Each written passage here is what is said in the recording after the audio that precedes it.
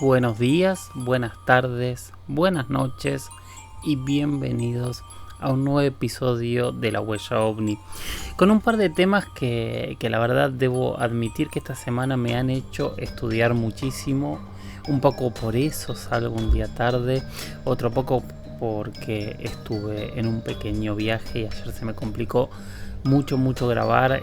De hecho hice un vivo en YouTube para quienes me siguen por ahí, mostrando un poco dónde estaba y bueno, les pido disculpas, pero aquí estoy para seguir adelante, seguir analizando entre todos la huella ovni. Y realmente debo admitir que esta semana me han hecho estudiar muchísimo. Quiero dedicarle este capítulo especialmente a Mariana, que es una de las seguidoras que hace muchísimo tiempo que está ahí, poniendo aguante, haciendo preguntas, planteando, recomendando el espacio, y ayudándonos a crecer. Así que gracias Mariana por siempre estar y siempre hacer críticas y plantear cosas sobre lo que estamos haciendo. De verdad, muchísimas gracias. Recuerden que se comunican conmigo en Instagram, que soy @JorgeLuisSoficial, en Twitter, que soy @JorgeLuisS_77, y también tengo un mail que es las historias de George, las historias de George @gmail.com.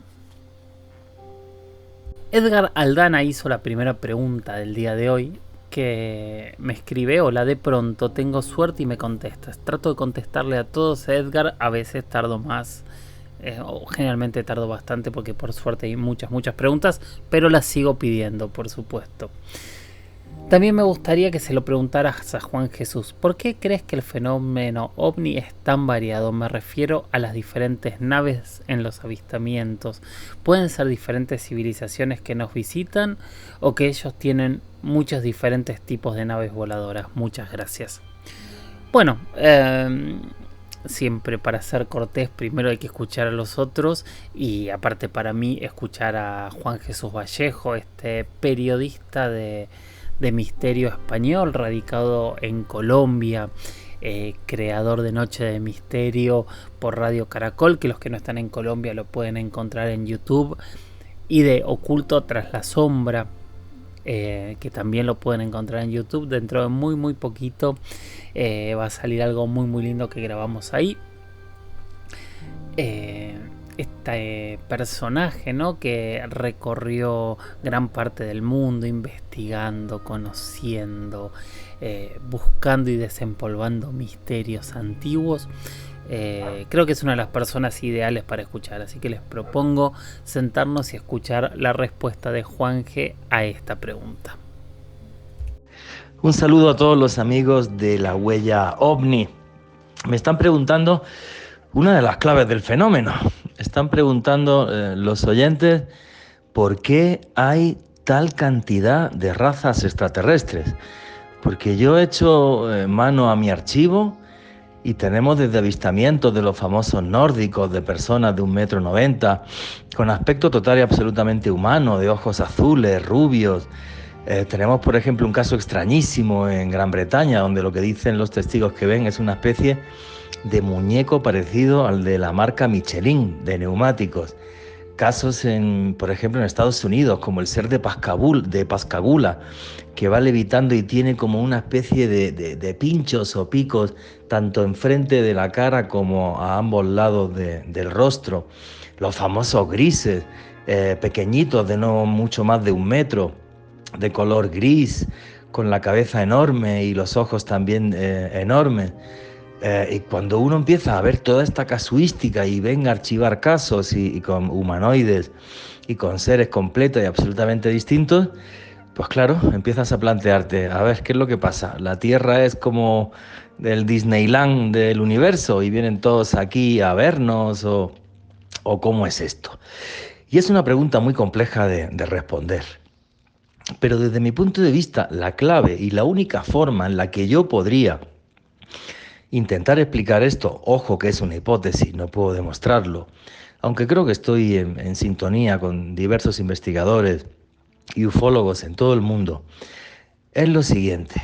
¿Y si lo que estamos viendo del fenómeno ovni no es solamente un fenómeno extraterrestre de este universo, de seres que vengan de esta galaxia o de otra? ¿Y si lo que estamos viendo es un fenómeno que pertenece a un multiverso o multidimensional? Ambas cosas. Porque la física ya nos habla de un multiverso y también de diferentes dimensiones. Quizás todo eso tan extraño que vemos es porque muchas veces simplemente se abre un portal entre este universo y otro, o entre esta dimensión y otra.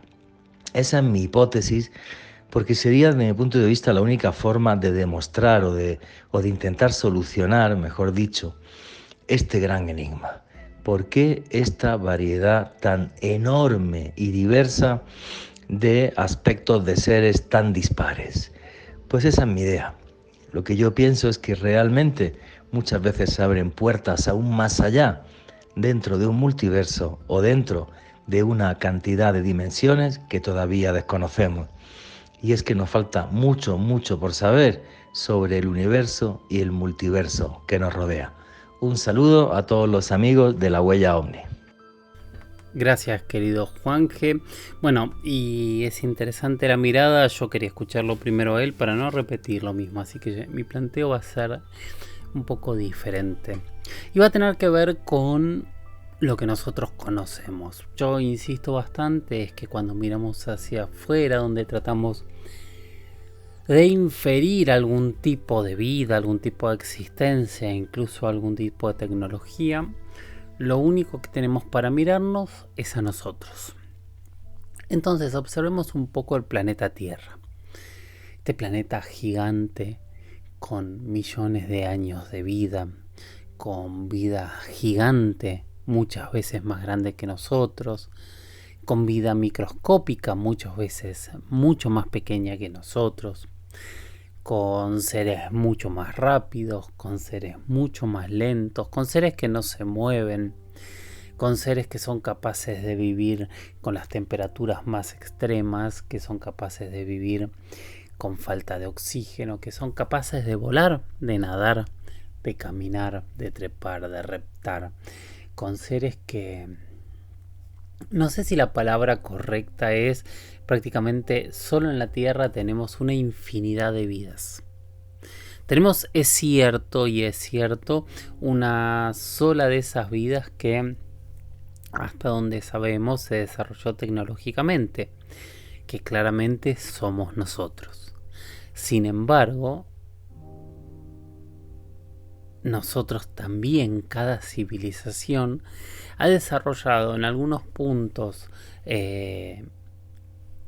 herramientas, tecnologías similares, pero también herramientas y tecnologías muy muy diferentes en cuanto al arte, en cuanto a los métodos de transporte, en cuanto a los modos de escritura. Entonces, si solo nos concentramos en nosotros y vemos esta enorme cantidad de vida y solo nos concentramos en los seres humanos y vemos la enorme variedad de desarrollos que han realizado, si todo eso lo traspolamos al universo, solo hablando en este caso en la vida formada en la Tierra, no la vida que conocemos, la vida desarrollada en base a carbono, evolucionada en el planeta Tierra, y es tan distinta. Cuando nos abrimos al universo, pienso yo que aparte debe ser una de las miradas más fascinantes de la astrobiología, nos vamos a encontrar con un mundo todavía, o nos vamos a encontrar con un universo, todavía mucho más amplio. Entonces la pregunta es si de verdad están llegando, y bueno, es altamente probable que haya una enorme variedad de elementos, de vidas, de formas de vidas, de evoluciones diferentes, y ergo también tecnologías totalmente distintas que se hayan desarrollado. Ahora, no sabemos si esas tecnologías realmente hoy o en algún momento han llegado a la Tierra, Pero si nosotros vamos a la lógica y la pregunta es ¿por qué es tan amplio, tan diferente lo que se ve? Un poco lo que decía Juanje recién, ¿no? Tenemos relatos casi monstruosos hasta prácticamente seres humanos, pasando por grises, por reptilianos, por una enorme cantidad de seres diferentes, extraños, ágiles, lentos, un poco lo que nos ocurre en la vida. O sea, incluso si todo esto parte de algún tipo de imaginación, claramente tiene que ver con esto. Ahora, la pregunta es, ¿por qué siempre pensamos en humanoides? Yo creo que esto lo hablamos alguna vez, y yo lo hablé en su momento con varios biólogos, el tratar de entender por qué siempre se piensa en humanoides.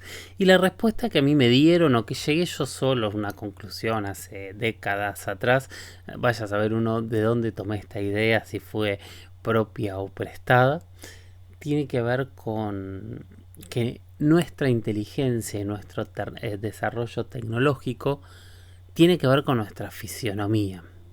En todos los estudiosos del desarrollo o evolución o como quieran llamarlo de la humanidad, siempre plantean que gracias a nuestras manos, a nuestros pulgares opuestos, a nuestro caminar erguido, a ciertos detalles de nuestra fisionomía, es que terminamos evolucionando como somos hoy.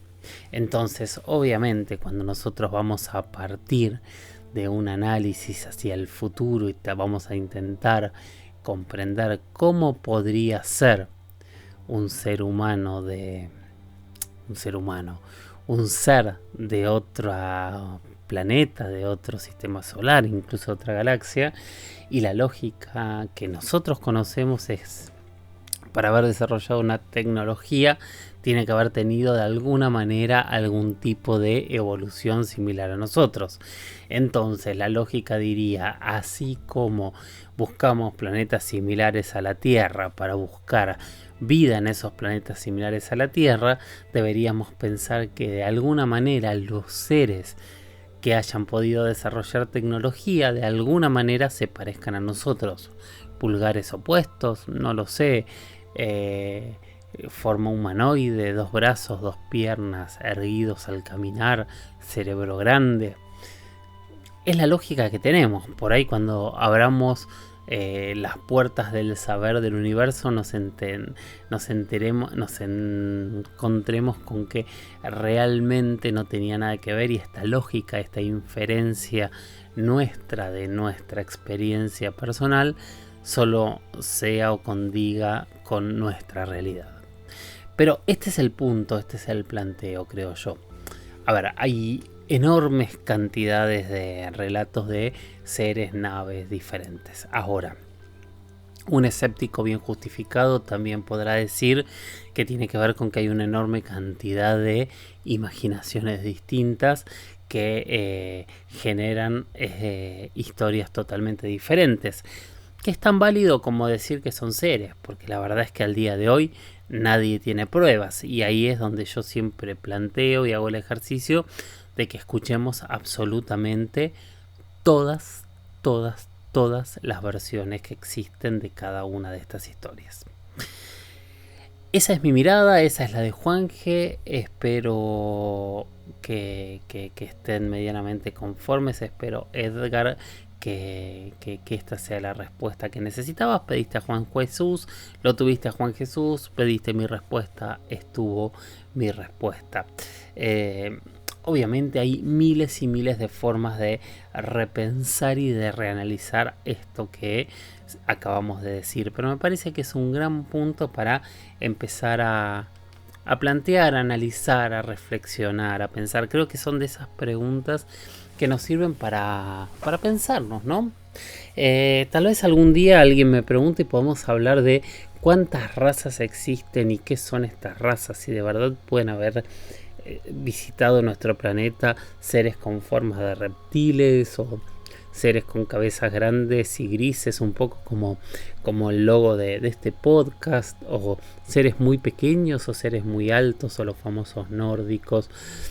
o estos seres más fantasmales, más negros, más robóticos, más bajos, nada, en fin, los relatos son muchísimos, así como hay objetos voladores que para algunos investigadores son de plasma porque parecen ser luces que se mueven ahí y que tendrían mucha temperatura. Están los objetos más ovalados, que serían los mal llamados, pero así puestos como platillos. Hay objetos triangulares, hay objetos con forma de puros, hay objetos hay miles de relatos distintos que no necesariamente se plantea que alguno sea verdad y otro no. Bueno, prepárense porque la siguiente pregunta a mí me pareció alucinante. Es una de las preguntas más complejas que he recibido, creo yo. Y vamos a leerla completa y después vamos a empezar a desmembrarla. Porque en realidad es una pregunta que va a un punto, pero en el medio genera un montón de subpuntos que es necesario conocer o charlar para tratar de entender de qué está hablando. La hizo Salvador, o sea, salv.dr.nf. Y la pregunta es compleja de verdad. Dice: hola Jorgito, tengo una pregunta para el cuaderno. Contexto de esta. Desde un afortunado cálculo en la ecuación de Drake, una convergencia mundana evolutiva pero universal de una transición de edades hasta permanecer en la mercantil posterior hacia el neomundo, biosónico sustentable y hasta un famoso posapocalíptico, entonces podría haber un nexo lógico con un ideal sobre la factibilidad de una federación extraterrestre con una mirada comercial. Con el término minería ingrávida aparecieron comentarios sobre granjeros de soles, seguro también de materia oscura en combustibles o de núcleos planetarios. Indicaba varios huecos insondables en la corteza. Tal federación, seguramente una exopolítica de tipo anarcocapitalista con un programa galáctico comercial discreto hacia otros sistemas multisolares, por lo menos parcialmente en toda nuestra marea galáctica. Este ideal nace desde tal comentarios de figuras públicas y privadas importantes sobre la Galactic Federation. Hasta ahora con una mirada de subjeción. Aunque la asertividad interglobal es claramente conducible y las ciencias económicas anarcocapitalistas parecen replicar al sistema hipotético. Es una pregunta que ustedes verán con un nivel de complejidad y muchos términos para desmembrar, y yo, como siempre hago lo que quiero, voy a desmembrar algunas cosas de acá que me parecen formidables.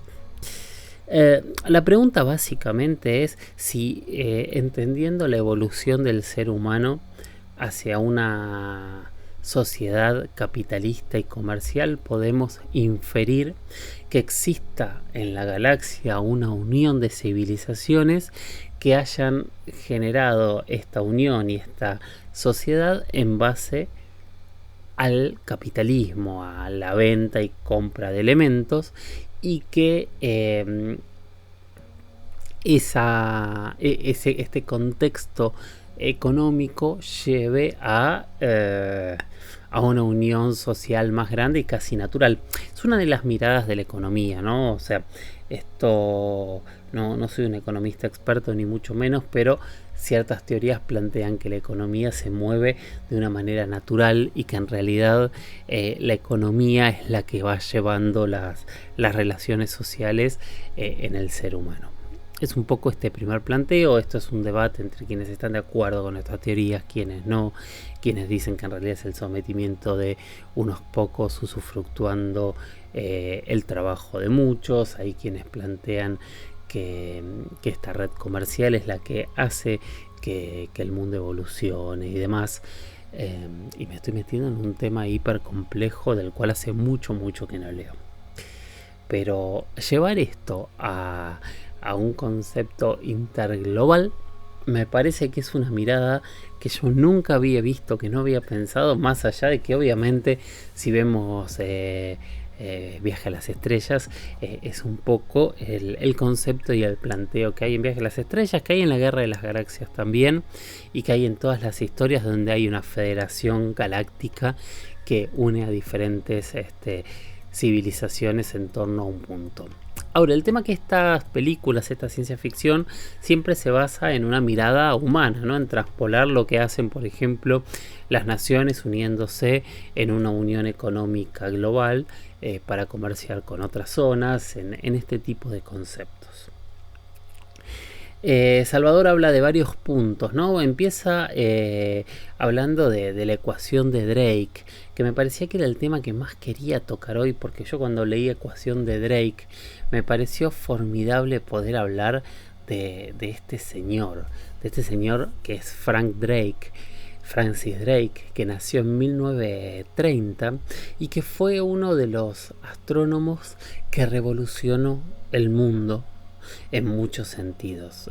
A los 17 años él empieza a estudiar en la Universidad de Ithaca en Nueva York, y su primer anhelo es convertirse en diseñador de aviones, pero se empezó a enamorar de la electrónica y empezó a especializarse en la ingeniería física.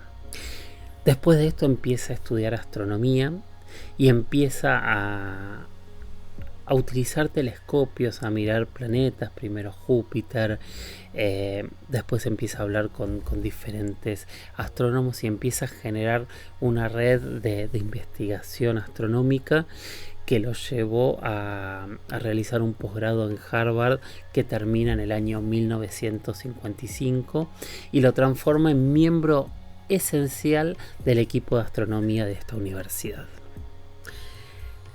Cuando se gradúa como astrónomo empieza a trabajar en algo que con el tiempo se va a volver fundamental, que es la radioastronomía, que son estos enormes oídos, estas enormes antenas que escuchan el espacio. Él lo hace en Green Bank, en West Virginia, y a partir de ahí empieza a trabajar en intentar escuchar transmisiones de otros sistemas solares. Está mucho tiempo escuchando al cielo. En el medio ocurren diferentes transmisiones durante todos estos años que hasta el día de hoy sorprenden. Pero lo más importante es que en el 60 él funda el proyecto OSMA, que es el proyecto precursor del cual nace el proyecto SETI años más tarde. O sea, él es la persona que empieza a buscar comunicaciones extraterrestres de manera científica. Y después, junto a Carl Sagan y otro grupo de científicos, empieza a generar una red de radioescuchas en todo el planeta para empezar a escuchar, a ver si se logra captar en algún lado este tipo de frecuencias que podría haber enviado alguna civilización inteligente de algún lado del universo. En el medio él también se hace famoso por otra cosa, que es la famosa ecuación de Drake, que es una ecuación que tiene números, que es sumamente compleja e interesante, y yo la voy a simplificar en algo que seguramente los astrónomos quieran matarme, pero no importa porque me parece que está bien. Él lo que plantea es que si en el 1% de los sistemas solares de la galaxia hay un 1% de planetas similares a la Tierra, y en esos planetas similares a la Tierra solo el 1% logra generar vida, y si en el 1% de esos planetas que logran generar vida logran realizar una civilización tecnológica, estamos hablando que solo en nuestras galaxias habría todos estos cálculos que tienen en cuenta en estos números, que es una fórmula eterna, que tienen en cuenta la factibilidad de los planetas, que tienen en cuenta la biología para poder desarrollar vida, y por sobre todo tienen en cuenta la evolución de esa vida y los millones de años que se necesitan para llegar a una vida. Inteligencia ha desatado durante muchísimos años el buscar ese número definitivo. En su momento, en un primer momento, se hablaba de 100.000 civilizaciones. Hoy el número es mucho más pequeño. Si bien hoy se han descubierto miles de estrellas, millones de estrellas más de las que se conocían en ese momento, y se han encontrado más de 5.000 exoplanetas que pueden tener las mismas características de la Tierra, que desde la distancia parecen tenerla. Sin embargo, al día de hoy los astrónomos son bastante más pesimistas, y el planteo es entre 4 y 300 civilizaciones, y el número en el que se han puesto de acuerdo es alrededor de 36. Obviamente son planteos que se estiman, pero lo que vamos con esto es, este señor Frank Drake calculó la probabilidad de que existiesen civilizaciones extraterrestres, y desde su cálculo matemático nunca le dio cero. Esto es importante y es interesante. Ahora también juegan las distancias, ¿no? Si están a 1000, 2000, 17.000 años luz de distancia, o están un poco más cerca. No lo sabemos. Bueno, esta es la primera parte de la pregunta, ¿no? Entonces, planteando que hay más civilizaciones, es lo que quiere decir, se llega a todo lo demás. Y después la segunda parte de la pregunta, que es en la que me voy a quedar, más allá del análisis que hicimos recién, tiene que ver... Bueno, de hecho, antes de cambiar, les recomiendo que pongan Frank Drake, que pongan ecuación de Drake, y si alguno es matemático, que vea todos los números, todo lo que él calculó, que es súper interesante, y sería súper aburrido hacerlo aquí. Me parecía mucho más interesante contárselos como se lo conté, aunque muchos podrán decirme, bueno, pero lo que dijiste no es totalmente exacto. Bueno, pero se entiende que es lo que yo quería que ocurriese. Entonces, calculando que hay muchas civilizaciones, estas podrían comerciar. Nosotros tenemos una evolución, que empezamos de un mundo, y él dice que podemos terminar en un neomundo biónico sustentable, o el mundo post-apocalíptico, en donde el mundo esté destruido y The Walking Dead o lo que fuera esté sobre estas tierras. Pero por otro lado hace una mirada a algo que a mí me pareció interesante, que dice: con el término de minería ingrávida aparecieron comentarios sobre granjeros solares, seguro también de materia oscura o combustibles. Y acá a mí me disparó algo que quería hablar hace tiempo, y que yo no sé si él me lo está preguntando en esta pregunta, valga la redundancia, pero no me importa porque yo lo voy a responder igual. ¿Qué es lo que se viene? Uno de los planteos que están generando diferentes empresas tecnológicas en el mundo, y que tiene que ver con la minería de asteroides, la exominería. Desde hace un tiempo largo esta parte se está trabajando sobre el planteo de viajar a asteroides para tomar los recursos que tienen estos asteroides. A mí lo que me parece fascinante es que habría 3 o 4 formas o maneras para poder hacerlo. La primera sería enviar sondas, cápsulas, robots o incluso hasta seres humanos a hacer minería en asteroides relativamente cercanos. ¿Para qué? Para obtener materiales que en el planeta hoy son escasos. Esos materiales pueden ir desde oxígeno y agua hasta oro, titanio o material, o cualquier tipo de material que se necesite en la Tierra, o incluso materiales que estén más allá de lo que hoy conocemos de la tabla periódica, me imagino, y acá algún físico podrá corregirme. Entonces el objetivo es viajar a diferentes asteroides y traer esos materiales a la Tierra. Otro de los objetivos, que me parece un poco más peligroso, aunque para esta gente es más económico, es mover estos asteroides hasta la órbita para tenerlos en órbita a la Tierra y poder tomar sus materiales cuando querramos.